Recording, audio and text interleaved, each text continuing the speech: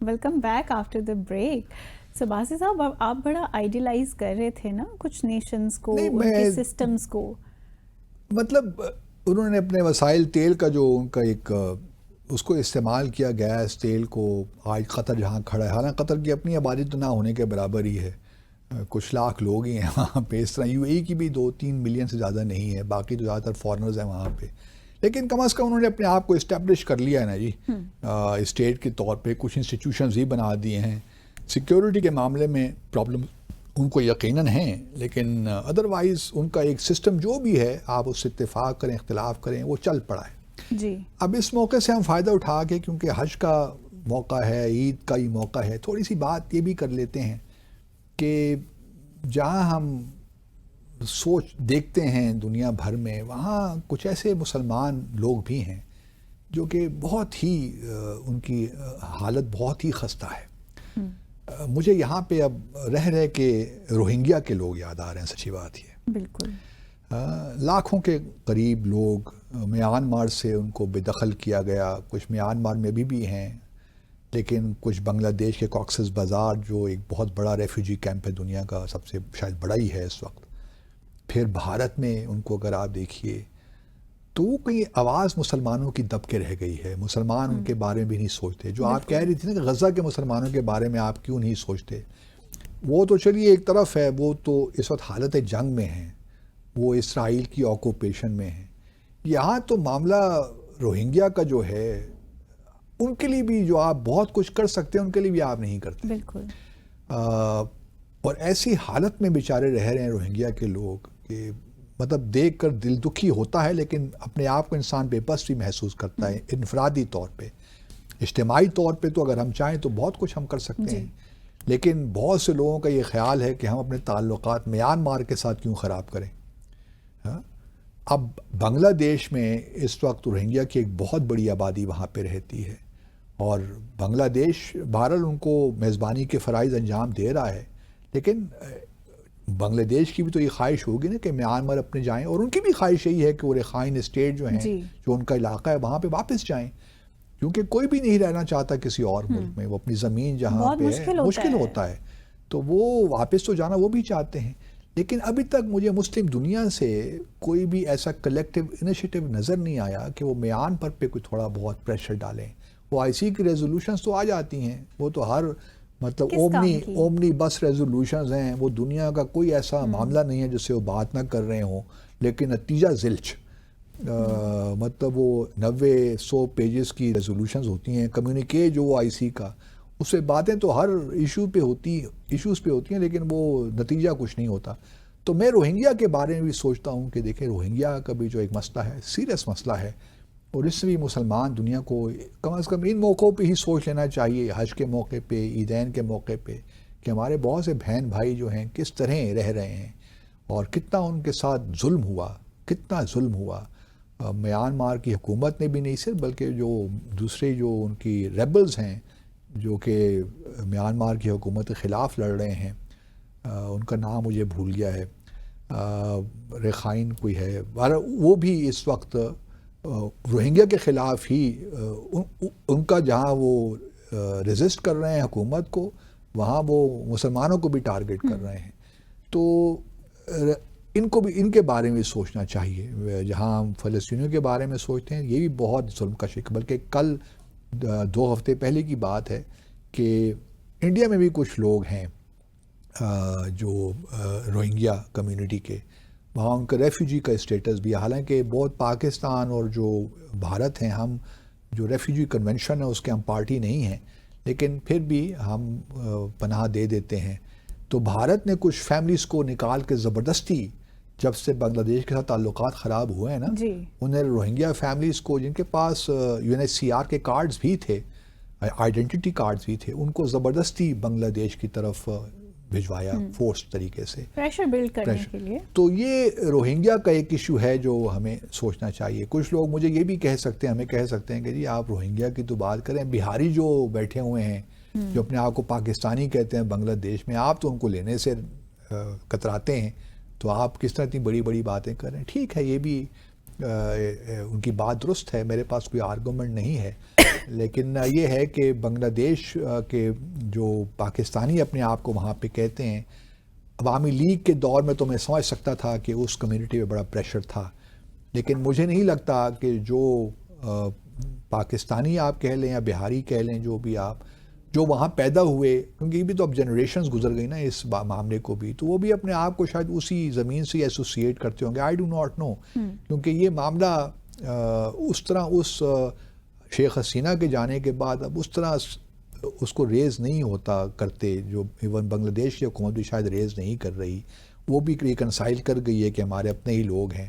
تو ان کو ہمیں ایکسیپٹ کرنا ہے، لیکن یہ بہرحال یہ بھی ایشو ہے، اگر کوئی واقعی وہاں پہ ابھی ایکسکیوز می بہاری ہیں یا پاکستانی اپنے آپ کو کہتے ہیں، اگر وہ چاہتے ہیں کہ وہ پاکستان آئیں تو ہمیں ان کو ویلکم کرنا چاہیے، کوئی ایسا سسٹم بنانا چاہیے کہ جس کے تحت ہم کچھ لوگوں کو ایکسیپٹ کر سکیں۔ یہ تو آسان بھی نہیں ہے، آسان نہیں ہے، لیکن دیکھیے کچھ لوگ کہتے ہیں نا کہ ہمارے پاس یہ افغان ریفیوجیز اتنے زیادہ ہیں، ہم اور کتنے ریفیوجیز لیں، ہمارے اپنے مسائل ہیں، ٹھیک ہیں، لیکن اگر پاکستان کی اسلامک آئیڈیالوجی ہے، پاکستان اسلام کے نام پر بنا تھا، یہ وہی لوگ ہیں اس پاکستان میں جنہوں نے بنگلہ دیش بننے کو تسلیم نہیں کیا تھا، تو ہمارا کچھ تو دینی اور قومی فریضہ بنتا ہے کہ ہم ان کو پاکستان،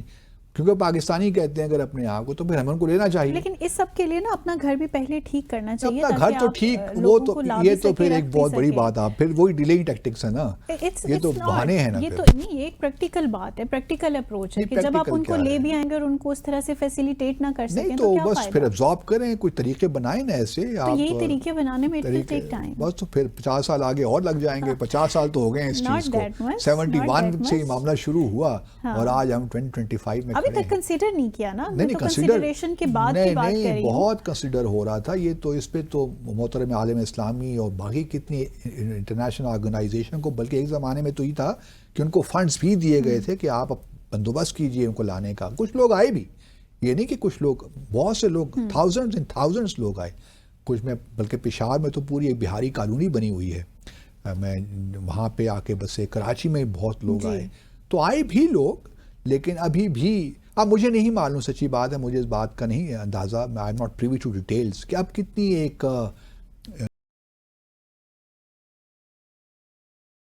خواہش ہے ان لوگوں کی جو اس وقت بنگلہ دیش میں ہیں، جو 1971، کیونکہ وہ لوگ تو اب اللہ کو پیارے شاید ہو گئے ہوں گے جو اس وقت ایکٹیو تھے، ان کی آگے نسلیں چل رہی ہیں، وہ کتنی خواہش رکھتے ہیں پاکستان آنے کی، آئی ڈو ناٹ نو، وہ شاید اب وہیں پہ ایبزارب ہونا چاہیں، کیونکہ بنگالی بولتے ہوں گے،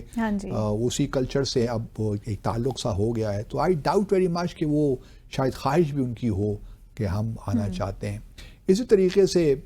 بعض لوگ ہمیں تانے بھی دیتے ہیں،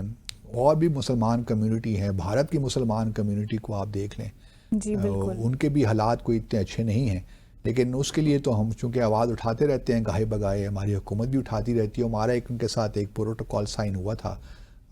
بلکہ 1950 کا پیکٹ تھا، نہرو لیاقت پیکٹ، اس کے تحت یہ جو ہے مائنارٹیز کے بارے میں، وہ بھی ہندوؤں کے بارے میں یہاں باتیں کرتے رہتے ہیں، تو ہم بھی مسلمانوں کا، لیکن ان کے بھی حالات دیکھتے ہوئے دکھ ہوتا ہے کہ وہ بھی ایک سیکنڈ کلاس سٹیزن کے طور پہ رہ رہے ہیں۔ دوسری جانب اگر آپ دیکھیے تو الحمدللہ شکر ہے، مطلب سیریا کے حالات کچھ بہتر ہو گئے، وہاں بھی ایک بڑا کرائسس ہے، ریفیوجیز آپ کو ہر جگہ نظر آ رہے تھے،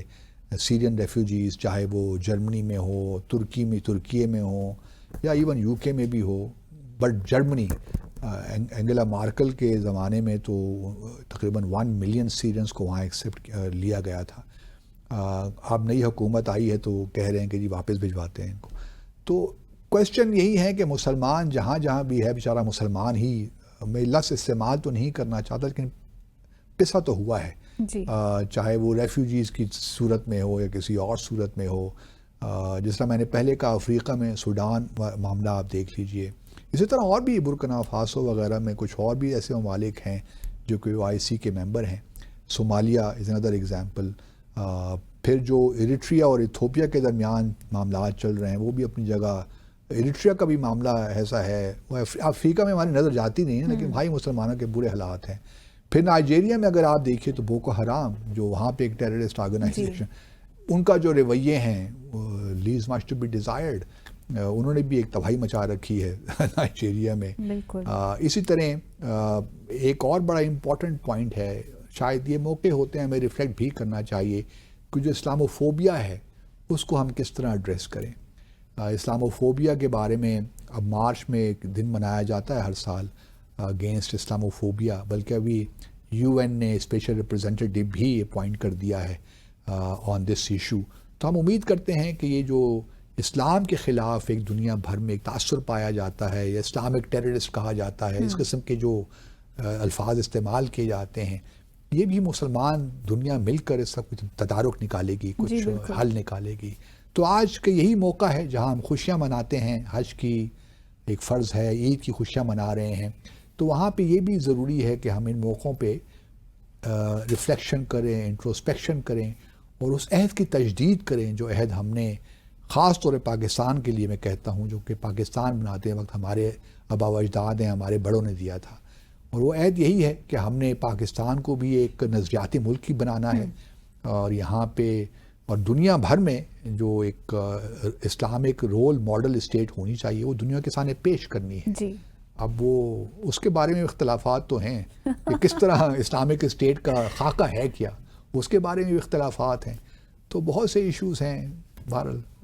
کوئی بھی ایسی آئیڈیالوجی نہیں ہے باسط صاحب جس پہ ہم متفق ہوں. جب ہم خود متفق ہوں گے تو تبھی ہم ایک امہ کا جو کانسیپٹ ہے اس پہ جا کے کام کر سکتے ہیں. سو بہت ساری لیکنگز ہیں, بہت ہی مفید گفتگو رہی باسط صاحب آج عید کے موقع پہ آپ سے, اور اپنے ناظرین سے اجازت چاہیں گے اور ایک مرتبہ پھر سے عید کی دلی مبارکباد پیش کریں گے باسط صاحب کی جانب سے, میری جانب سے اور ڈیسائفر ود عبدالباسط کی پوری ٹیم کی جانب سے. سو عید کی خوشیاں اسی طرح انجوائے کرتے رہیے پیاروں کے ساتھ. منتہا حسن کو ڈیسائفر ود عبدالباسط سے اجازت دیجیے گا. خدا حافظ.